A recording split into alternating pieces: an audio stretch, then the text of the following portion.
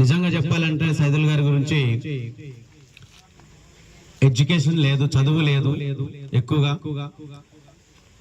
అయినా సరే ఆయన ఎక్కడ కూడా తగ్గకుండా అతన్ని మనం ఆదర్శంగా తీసుకోవచ్చు. మనం చాలా మంది ఇక్కడ చదువుకున్న వాళ్ళు ఉన్నారు, గ్రాడ్యుయేట్ కంప్లీట్ అయిన వాళ్ళు ఉన్నారు,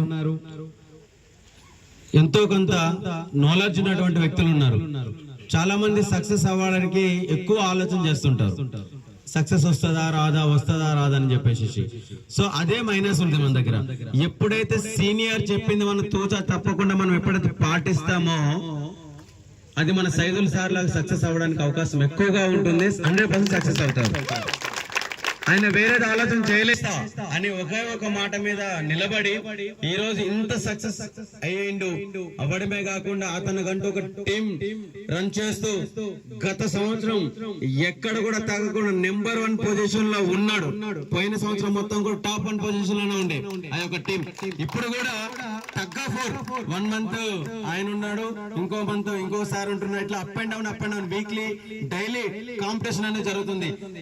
అదే విధంగా మరి ఇంత పెద్ద సంస్థలో టాప్ 1 పొజిషన్ లో ఉండడం అంటే ఒక్కసారి ఆలోచన చేయండి.